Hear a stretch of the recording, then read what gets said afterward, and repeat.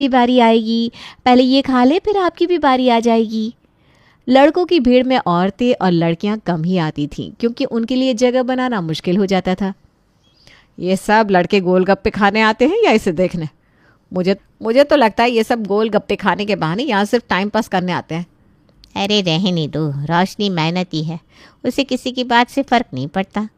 रोशनी के घर पंडित दीनदयाल, विमला और मनोज को लेकर पहुंचते हैं। घर छोटा था लेकिन मालती ने बड़ी गर्मजोशी से उनका स्वागत किया। पंडित जी आज बड़े दिन बाद आए। अरे वालती भाभी, काम ही इतना है कि आना जाना कहीं हो नहीं पाता। और बताओ रोशनी बिटिया कैसी है? अच्छी है पंडित जी, बस आप लोगों की कृपा है। अच्छा बहन जी, कहाँ है आपकी लड़की? बुलाइए तो, ज़रा हम भी तो देखें उसे। ये पंडित जी तो उसकी बहुत तारीफ कर रहे थे। बहन जी, मेरी बेटी अपने पिता का काम संभाल रही है क्योंकि उनके जाने के बाद बस वही मेरा सहारा है। मैं लड़की को ऐसे ही देखना चाहती हूँ काम करते हुए। आजकल की सजी धजी लड़की देखकर समझ में नहीं आता। इतना ज़्यादा मेकअप करवा देते हैं लोग कि लड़की के नया नक्श समझ में ही नहीं आ पाते। जैसा आप कहे बहन जी, चलिए मेरे साथ, मैं आपको अपनी बेटी दिखाती हूँ। मालती अब सबको लेकर गांव की पतली गलियों से होते हुए चौराहे पर आ जाती है। वो सबको इशारा करके दिखाती है। दूर खड़े ठेले पर भीड़ और रोशनी की आवाज़ें सुनाई दे रही थी। देखिए बहन जी, वो है मेरी रोशनी, कितनी मेहनती है। माँ ये क्या, ये लड़की तो गोलगप्पे बेचती है। अब तुम एक गोलगप्पे वाली से मेरी शादी करवाओगी? पंडित जी ये क्या दिखा रहे हो? लड़की लड़कों के बीच में खड़ी हंस हंस कर बातें कर रही है। ये हमारे घर के लायक बिल्कुल नहीं है। बहन जी, ये उसका काम है, वो मेहनत से अपना घर चला रही है। आप उसकी मेहनत को उसकी कमज़ोरी बना रही हो। माँ चलो यहाँ से, मुझे तो अब गोलगप्पे खाने का मन भी नहीं हो रहा। जैसे ही विमला जाने के लिए पीछे मुड़ने लगी, एक बूढ़ा आदमी वहां से गुजर रहा था। वो रोशनी की तरफ इशारा करते हुए विमला से बोला, अरे सही किया बहन जी, ये लड़की ठीक नहीं है। देखो कैसे लड़कों से हंस हंस कर बातें कर रही है। इसके ठेले पर रोज लड़कियों के ज्यादा लड़के ही आते हैं। सच में? मैंने तो पहले ही देख लिया था। चल मनोज, चलते हैं यहाँ से। पापा, आपको कोई काम नहीं है क्या? मेरी बेटी के काम में बुराई क्यों निकाल रहे हो? अब ये सब देखकर और रोशनी के बारे में उस बूढ़े आदमी से सुनकर विमला, मनोज और पंडित जी वहाँ से लौट जाते हैं। विमला घर आकर बहुत गुस्से में होती है। अगले दिन पंडित जी विमला के घर उससे मिलने जाते हैं तो विमला गुस्से में उनसे कहती है, पंडित जी आपने कैसी लड़की दिखाई जो लड़कों के बीच खड़ी होकर रोज गोलगप्पे बेचती है? अरे विमला बहन, तुम तो ऐसे बोल रही हो जैसे तुम्हारा बेटा खुद कोई सरकारी अफसर हो। अरे वो भी तो ठेले वाला ही है। लड़का है तो ठीक, लड़की है तो गलत। भला ये क्या बात हुई? हाँ लेकिन पंडित जी लोग क्या कहेंगे? लोग तो कुछ भी कहेंगे, ये मत भूलो वो लड़की अपने घर की जिम्मेदारी खुद उठा रही है। तुम्हारा बेटा टिक्की बेचता है, वो गोलगप्पे। दोनों मिलकर काम करेंगे तो तुम्हारा मुनाफा डबल हो जाएगा, ये भी सोच कर देखो। अब वो सोचने लगी कि पंडित जी की बात तो सही है, ये लड़की उसको डबल मुनाफा करके दे सकती है। ये सोचते हुए वो पंडित जी की बात पर राजी होने लगी। ठीक है पंडित जी, सही कह रहे हैं आप। लड़की है तो मेहनती और अपने घर की जिम्मेदारी भी खुद उठा रही है। कल हम वापस जाएंगे और रिश्ता पक्का करेंगे। यही तो मैं कह रहा था बहन जी। मैं खुश हूँ आपने देर से समझा, पर समझ तो लिया। पर सुनिए पंडित जी, मैं आपसे कह रही हूँ आपकी दक्षिणा तय है। शादी के टाइम ज़्यादा मत मांगिएगा। बहन जी इतना अच्छा रिश्ता दिलवाया है, दक्षिणा तो बढ़िया चाहिए। ठीक है, उसका बाद में सोचेंगे, पहले आप रिश्ता तो पक्का करवाइए। आप उसकी चिंता ना करें, मेरे होते हुए ये रिश्ता आपके हाथ से कहीं नहीं जाएगा। और जैसे ही पंडित जी ने ये बोला और विमला का फैसला सुनते ही मनोज गुस्से से लाल हो गया। माँ मैं किसी गोलगप्पे वाली से शादी नहीं करूँगा। अरे चुप कर, तू खुद क्या है? तू भी तो टिक्की बेचने वाला है। क्या तेरे लिए कोई महारानी आएगी? पर माँ, बार बार कुछ नहीं, तू वही करेगा जो मैं कहूँगी। मेरी बहू रोशनी ही बनेगी, बस। सुन लिया तूने? ठीक है माँ, जैसी तुम्हारी मर्जी। अगले दिन विमला, मनोज और पंडित जी रोशनी के घर दोबारा पहुंचे। मालती ने उन्हें देखकर उन सबका स्वागत किया। आइए आइए विमला बहन, लगता है कुछ अच्छी खबर लेकर आई हैं। हाँ बहन जी, हमें आपकी बेटी रोशनी अपने घर की बहू के रूप में मंजूर है। सच? ये तो मेरे और मेरी बेटी के लिए बहुत बड़ी खुशखबरी है। माँ आप इतनी जल्दी क्यों हाँ कह रही हैं? अरे पगली, तेरे लिए इतना अच्छा रिश्ता आया है, मना क्यों करे? हाँ अब रोशनी भी मनोज का काम जानने के लिए उससे सवाल करने लगी, लेकिन जैसे उसको पता चला कि मनोज टिक्की का ठेला लगाता है तो उसके चेहरे पर खुशी साफ नजर आई। माँ, ये तो बहुत अच्छा है। शादी के बाद मैं मनोज जी के साथ मिलकर काम करूंगी।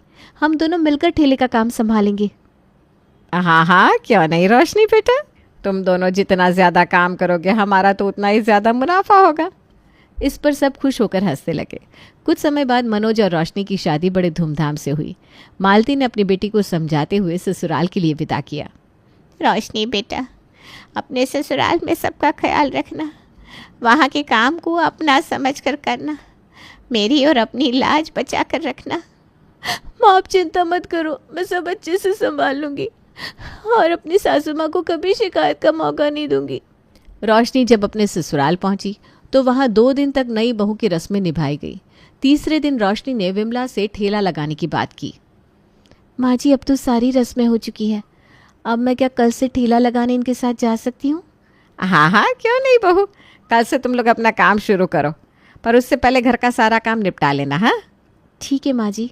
अगले दिन रोशनी सुबह जल्दी उठी, घर का सारा काम खत्म किया और गोलगप्पे तैयार करके ठेले पर लाद कर उनको लेकर मनोज के पीछे पीछे अपना ठेला लेकर चल पड़ी। गांव की गलियों में औरतें रोशनी को ठेले के साथ जाते हुए देखकर आपस में बातें करने लगी।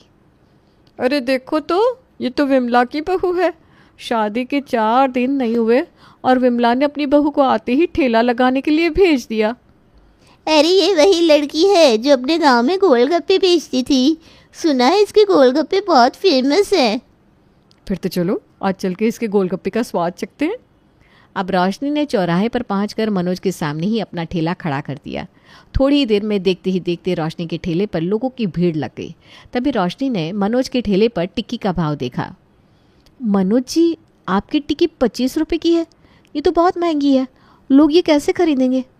तुम अपना काम करो, मुझे अपना काम करने दो। बढ़िया आई मुझे सलाह देने वाली। थोड़ी देर बाद मनोज ने देखा कि उसके ठेले पर मुश्किल से 2-3 ग्राहक खड़े थे। वहीं दूसरी तरफ रोशनी के ठेले पर ग्राहकों की भीड़ जमा हो चुकी थी।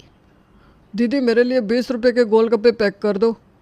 मुझे भी घर के लिए गोलगप्पे ले जाना है। आपके गोलगप्पे खाकर मजा आ गया भाई। लगता है सब लोग अब गोलगप्पे ही खाएंगे, मेरी टिक्की को तो कोई पूछ ही नहीं रहा। थोड़ी ही देर में गोलगप्पों के लिए लोगों की लाइन लग गई और दोपहर तक रोशनी के सारे गोलगप्पे बिक गए। अब वो घर लौट आई। अरे इतनी जल्दी घर वापस क्यों आ गई? माँ जी, सारे गोलगप्पे बिक गए, कल ज़्यादा बनाऊंगी। अरे वाह बहू, तूने तो कमाल कर दिया, तू तो बहुत तेज़ निकली। जी माँ जी, वैसे मैंने आज थोड़े कम गोलगप्पे बनाए थे क्योंकि इस गांव में मेरा पहला दिन था ना, पर अब कल से ढेर सारे गोलगप्पे बनाऊंगी। अब शाम को जब मनोज घर लौटा तो वो बहुत परेशान था क्योंकि उसकी आधी टिक्की भी नहीं बिकी थी। क्या हुआ मनोज, आज तेरी इतनी कम बिक्री क्यों हुई?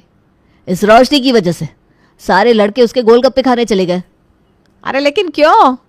अरे माँ मत पूछो, ये इतना हंस हंस कर गोलगप्पे बेचती है कि सब गोलगप्पे खाने कम इसको देखने ज़्यादा आते हैं।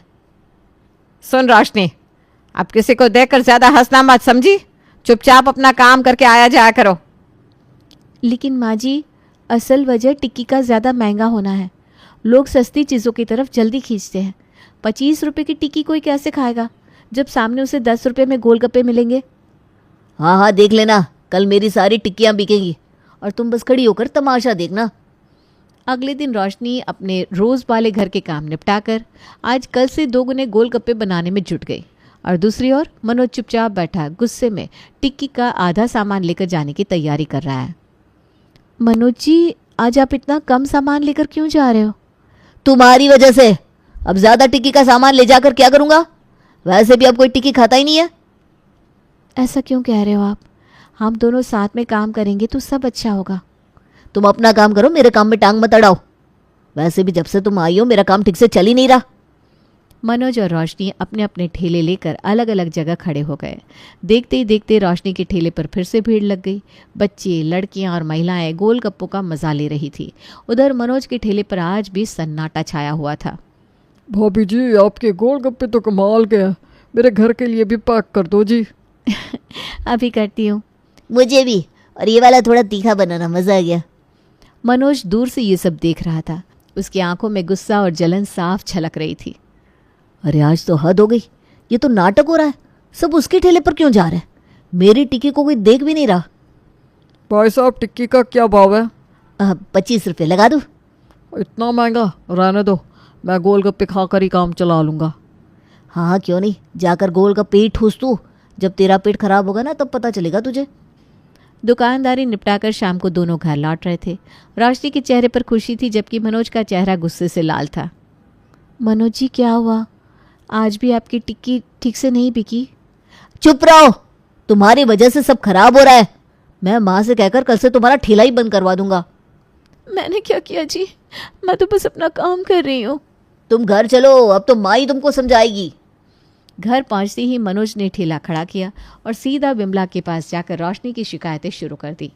विमला जो पहले से ही गुस्से में थी, बेटे की बात सुनते ही भड़क गई। माँ, रोशनी की वजह से मेरा पूरा काम चौपट हो गया। उसकी वजह से मेरी टिक्की नहीं बिक रही। लड़के सिर्फ उसे ताड़ने आते हैं और गोलगप्पे खाकर चले जाते हैं। अच्छा, अब से इसका ठेला लगाना बंद। ये बहू है या बाजार का कोई सामान? बहू को ऐसे काम करने की कोई ज़रूरत नहीं है। माँ जी मेरी बात तो सुनिए, इनकी टिक्की का रेट ज़्यादा है इसलिए लोग नहीं खा रहे हैं। बस, जब से आई है मेरी बिक्री ठप हो गई है। पहले सब ठीक था, रोज मेरा पूरा माल बिक जाता था, और अब तो। बहू, मैंने कह दिया कल से तेरा ठेला नहीं लगेगा। तू बस घर का काम संभाल, समझी? रोशनी विमला के फैसले से उदास हो गई, लेकिन उसने हार नहीं मानी और विमला को एक सुझाव दिया। ठीक है माँ जी, मैं ठेले पर नहीं जाऊंगी, लेकिन मेरा ठेला वहाँ ज़रूर लगेगा। आप मेरी जगह किसी लड़के को रख लीजिए जो गोलगप्पे बेचे। बात तो तूने सही की है। ठीक है, रमेश को रख लेंगे, वो अपने पड़ोस का ही है। रमेश वो काम करेगा? अरे तुम्हारे लिए और कौन काम करेगा? अब अपनी टिक्की बेचो और रमेश को गोलगप्पे बेचने दो।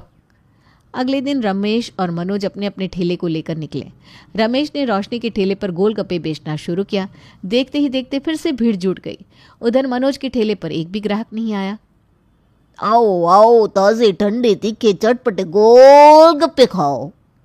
भाई ये तो और भी मज़ेदार लग रहा है, जल्दी दो। ये रमेश कैसे इतना बेच रहा है? मेरी टिक्की तो आज भी नहीं बिकी। शाम को रमेश ने सारे गोलगप्पे बेच दिए, जबकि मनोज की एक भी टिक्की नहीं बिकी। घर लौटकर मनोज ने सारा गुस्सा रोशनी पर निकाला। देखा, आज तुम गई भी नहीं थी, फिर भी मेरा सारा काम ठप हो गया। मेरे लिए तुम्हारी परछाई भी मनहूस है। मनोज जी मैंने कुछ गलत नहीं किया, मेरी बात तो सुनो। चुप कर रोशनी, मनोज सही कह रहा है। शादी के बाद तूने इसे कामचोर बना दिया है। माँ जी आप मुझे गलत समझ रही हो।